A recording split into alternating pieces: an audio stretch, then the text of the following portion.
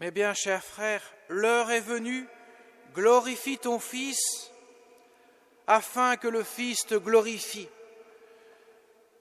Nous avons dans l'Évangile, le seul endroit dans l'Évangile, la prière que Jésus fait à son Père.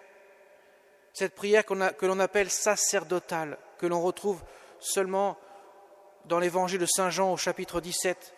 Cette longue prière d'intimité qu'il y a entre le Père et le Fils. Et Jésus parle de la gloire. L'heure est venue, Père.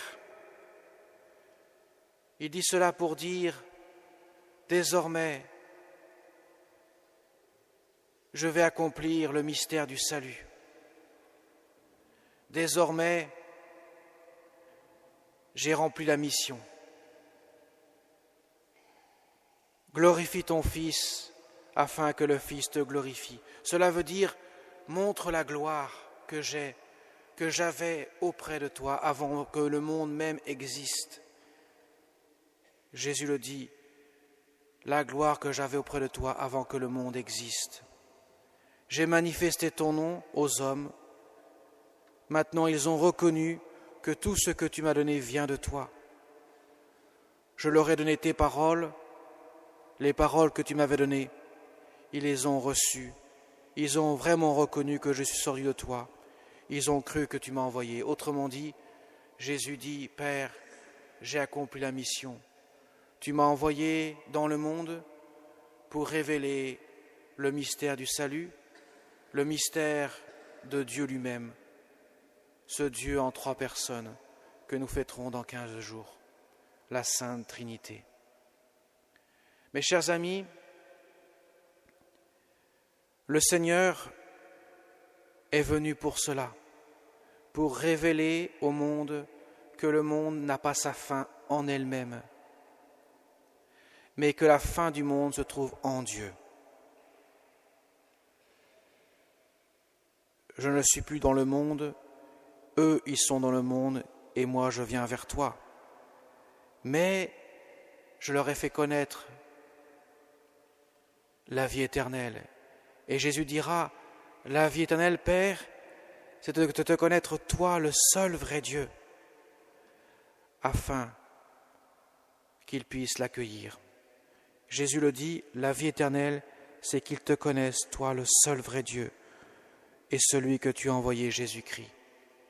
Mes chers amis, nous avons là un résumé, un condensé dans la prière que Jésus fait à son Père du mystère que le Seigneur vient révéler à notre cœur.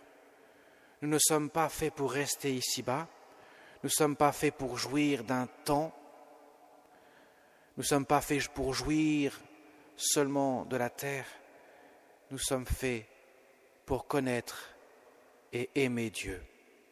La vie éternelle, c'est de te connaître toi, le seul vrai Dieu. Autrement dit, la vie éternelle n'est pas autre chose que de participer, que de partager la vie de Dieu lui-même. Mes chers amis, nous sommes baptisés dans le Christ, nous avons revêtu le Christ, nous sommes devenus fils et filles de Dieu par adoption. Autrement dit, nous sommes appelés à entrer dans le sein de Dieu, à entrer dans la demeure de Dieu. Et déjà, dans la foi, nous pouvons le vivre. La sainteté, c'est de vivre dans le cœur de Dieu, ou plutôt laisser Dieu vivre dans mon cœur, de telle sorte, comme le dira saint Paul aux Galates, ce n'est plus moi qui vis, c'est le Christ qui vit en moi. Mes chers amis, il faut toujours avoir cette perspective de la vie éternelle. Nous avons reçu une vertu, en plus de la foi et de la charité, que l'on appelle l'espérance. L'espérance, l'objet de l'espérance, c'est la vie éternelle. L'espérance n'a rien à voir avec l'espoir, car tous les espoirs sont vains, en quelque sorte, puisque tous, pourrait-on dire, auront une fin. Mais par contre, l'espérance, elle, n'a pas de fin. Elle nous ouvre, elle transcende le monde, car elle nous conduit à Dieu lui-même. Elle nous conduit dans la possession, pourrait-on dire, entre guillemets, de Dieu lui-même. Nous sommes appelés à être habités de la présence de Dieu, pour entrer dans le sein de Dieu, partager l'existence de Dieu. Et mes chers amis, je vous laisse réfléchir sur cela.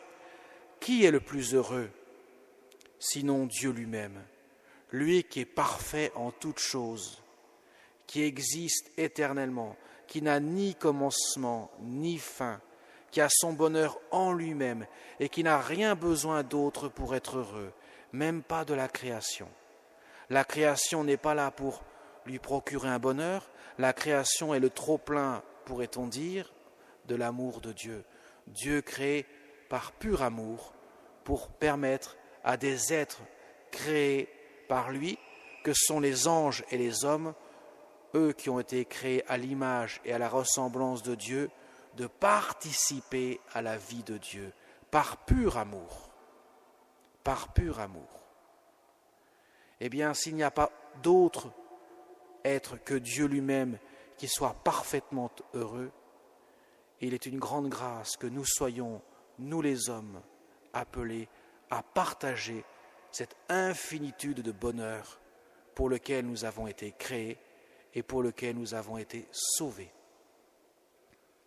Alors à la veille de la Pentecôte, dans 8 jours nous fêterons la venue ou la tombée du Saint-Esprit sur les apôtres, qui donne, pourrait-on dire, l'envolée de la Sainte Église de Dieu. Elle est née le jour du Vendredi Saint, lorsque le Christ est ouvert de son côté et d'où coule l'eau et le sang, le jour de Pâques, en quelque sorte, puisque la fête pascale englobe ces 3 jours saints. L'Église naît, l'épouse du Christ, de ce mystère-là, mais elle commence sa mission le jour de la Pentecôte. Et le Saint-Esprit nous est envoyé précisément pour vivre ce que le Seigneur nous dit aujourd'hui dans l'Évangile, nous vivre la foi, l'espérance et la charité. Alors mes chers amis, en cette semaine, nous nous préparons dans la prière, comme l'ont fait les apôtres, comme l'ont fait la Vierge Marie dans le Cénacle, en faisant, si on pourrait en dire,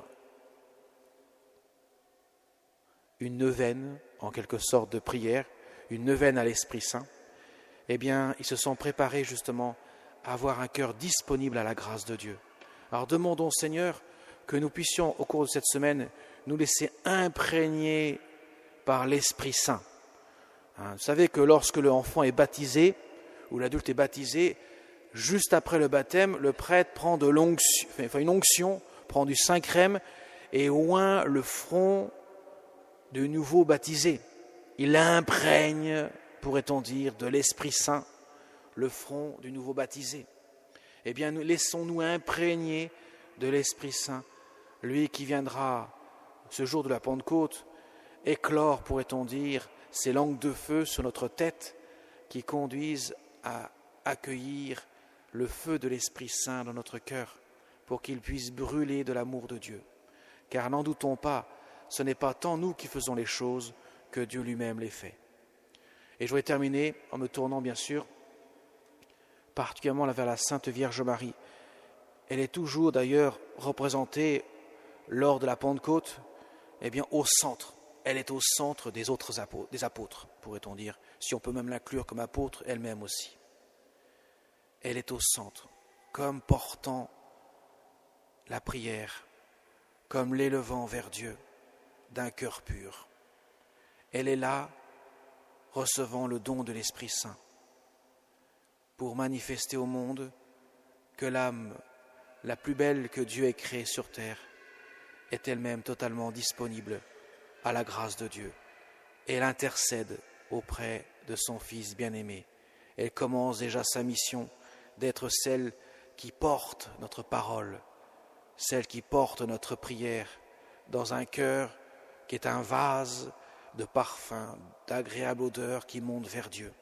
Alors demandons aussi à Notre-Dame, à la Vierge Marie, que nous devons toujours mettre de notre côté, pourrait-on dire, toujours l'invoquer sans cesse, jour après jour, comme elle l'a demandé à Fatima, de prier, de la prier. Son cœur est tourné vers Dieu et nous porte vers Dieu. Demandons-lui de nous préparer à cette grande fête de la Pentecôte, où le Seigneur veut renouveler le monde, mais il ne peut le faire que dans la mesure où nos cœurs sont en capacité d'accueillir la grâce de Dieu. Amen.